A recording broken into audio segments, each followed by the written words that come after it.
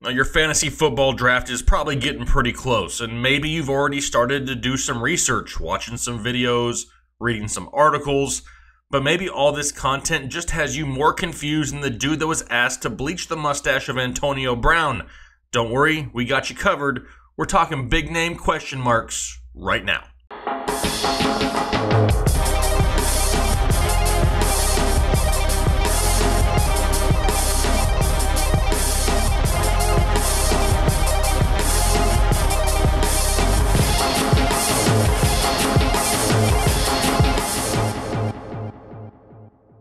What's going on, Headliner Nation? Jake, Fantasy Headliners. Hopefully you guys are all doing well out there. Welcome back to the Draft.com studios, where today we're talking about big names who are really giving us big headaches here in the offseason. There's a few of them out there, and I can guarantee you it's going to happen. You're going to be on the clock. It's going to be your draft day, and there's going to be some names at the top of the list that have fallen in your draft. Is it time for you to take a risk on these guys? Is it just something that you need to bypass? Let that be somebody else's headache. That's what we're talking about today, because there's some big names coming up on draft day that you're going to have questions about. Before we get into it, real quick, head over to our website after this video, thefantasyheadliners.com. Our draft guide is for sale, and now it may actually be over 500 pages. Yes, it was already jam-packed full of content, but now we've added top 200 cheat sheets, PPR, standard, got some IDP standings in there. I mean, all kinds of stuff has been added to this draft guide. Do not miss out on it. Only $19.99. Make sure you have it in hand, ready to go for your fantasy football drafts that are coming up right around the corner. But now, let's talk about a few big name players that have big name question marks. We're going to kick it off with Chiefs running back DAMIEN Williams. What do we do with DAMIEN Williams on draft day? This has been somebody who, over the past month or so, I mean, his ADP has really started to swing. A lot of people on this bandwagon. Why? Well, usually the Andy Reid running back puts up huge numbers, and that's who that was slated to be this year, was DAMIEN Williams. But he suffered that hamstring injury. Now he's back at practice, but did he rush back too fast? Did he put himself at risk to having a setback at some point? I mean, Carlos Hyde and Darwin Thompson are no slouches in that backfield. If there's any hint of injury that pops up with DAMIEN Williams, don't be surprised if they shut him down. Play it safe, because they have viable backs, other options that are behind him. Now, his ADP has currently fallen to the end of the second round, but personally, I'm holding off until the third round at the earliest. Why? I don't want DAMIEN Williams as my running back one at all. Heck, I'm starting to get a little bit worried with him being my number two, but reports are coming out that as long as he's healthy, he is the clear-cut number one. You do have to take some chances at some points. I'm just not taking it before the third round on DAMIEN Williams. All right, let's move on to Bengals wide receiver A.J. Green. This is an injury that happened a few weeks ago, so we've kind of known about this one, but he tore ligaments in his left ankle. He's going to miss possibly up to 6 to 8 weeks from the time of the injury. Now, that may not be a whole lot of regular season time because it happened early enough in the offseason, but maybe he only misses 2 to 4 weeks of the regular season. Does it take him time to get up to speed, though? I mean, he's not going to have a training camp, the preseason games. He won't have any of that. Is it going to take him another possible 2 to 4 weeks before he really starts to trust that ankle? If so, all of a sudden we're staring week 8 in the face.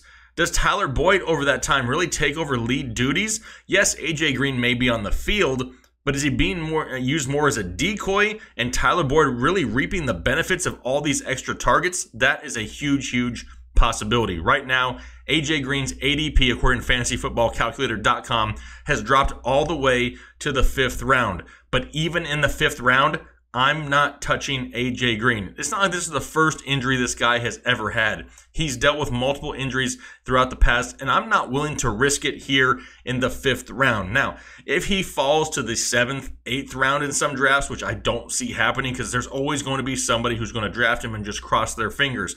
But unless he's like my wide receiver 4, I'm not touching A.J. Green here in 2019. All right, moving on to Oakland Raiders wide receiver Antonio Brown. Now, the dude with no skin on the bottom of his feet may be one of the grossest pictures I've seen in a very long time, but apparently he's progressing along, and reports are coming out here, recently that he could be back within about a week or so. Apparently, skin grows faster in the months of August in the city of Oakland. I don't know what's going on with Antonio Brown. Does anybody know what's going on with Antonio Brown? I mean, first it was the cryotherapy incident with the bottom of his feet. Okay, it happens. Moving on. Now, dude said he didn't want to play without his old helmet. Like he's pouting on a high school playground. And now all of a sudden he's going to play with the helmet. He doesn't seem to care. And now he's being accused of not paying his sports chef over like $38,000. I mean, it's not even, week 1 yet. And this dude is already causing all kinds of drama. Yes, you can probably get him in the 2nd to 3rd round, depending when your drafts are. But personally, if he's barking this much this early in the offseason, I don't know if I want to deal with that all season long, especially if I'm trying to win a fantasy football championship. This is somebody else's headache, because it's not going to be mine this year. All right, here we go to running back. We got Todd Gurley, running back of the Los Angeles Rams, and this is a player who's being talked about, at length on numerous channels and websites and articles. All over the place. People are talking about Todd Gurley and what to do with him. Now, you'll see people down in the comment section who are very passionate saying, stay away, do whatever you can. Don't listen to anybody that tells you to draft Todd Gurley.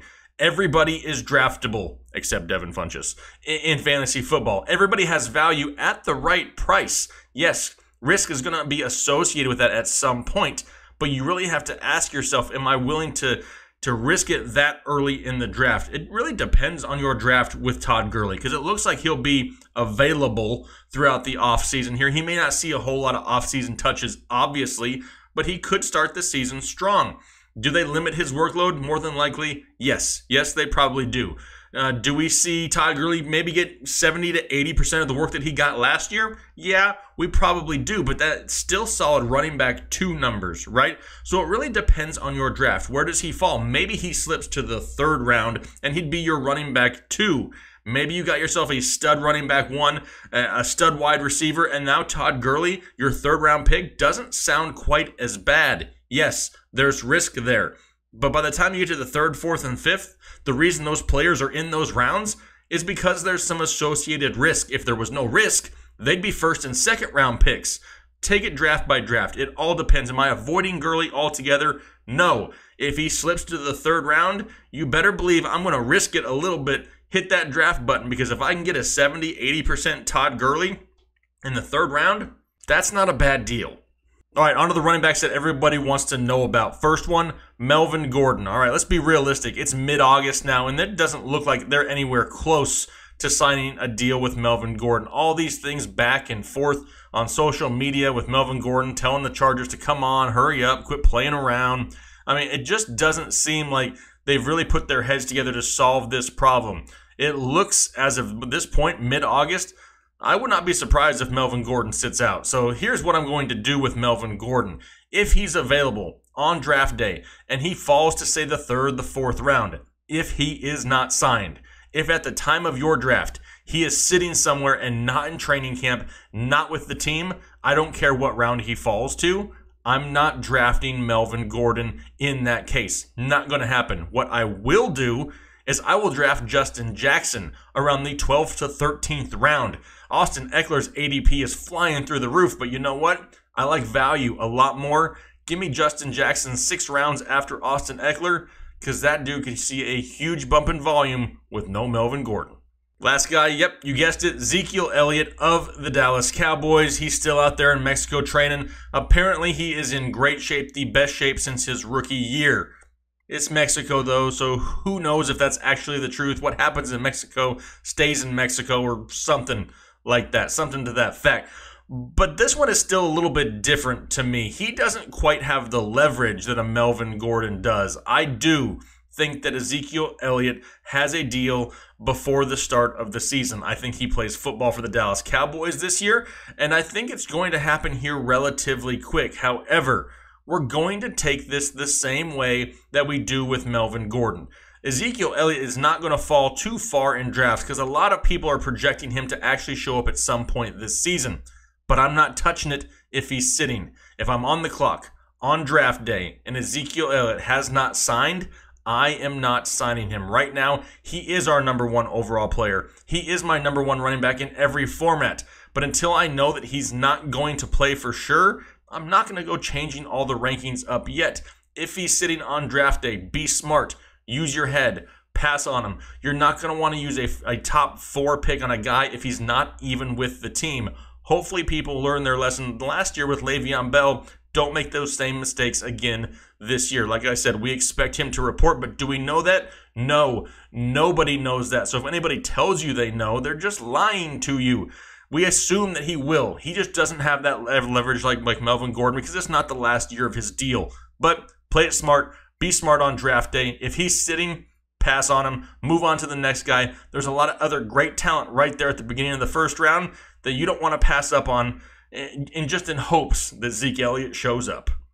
All right, so those are the big names with big-time question marks, but what do you think? This is one of the most interactive channels on YouTube. What do you plan on doing with these big names this season during your fantasy football draft? That's what I want to know. Let's talk about it. Throw it down in the comment section. Let me know what you plan on doing if you find yourself in one of these situations. It's fun to go back and forth and have a little bit of conversation about how everybody else views these differences in these different players. Greatly appreciate the support. Head over to the website, check out the draft guide. Your drafts are right around the corner. You don't want to miss out on over 500 pages of information. Very, very handy to have in hand during your fantasy draft. So make sure you go catch a copy of that before it's too late. Really appreciate the support. Hopefully you guys have a great rest of your day. We'll talk to you later.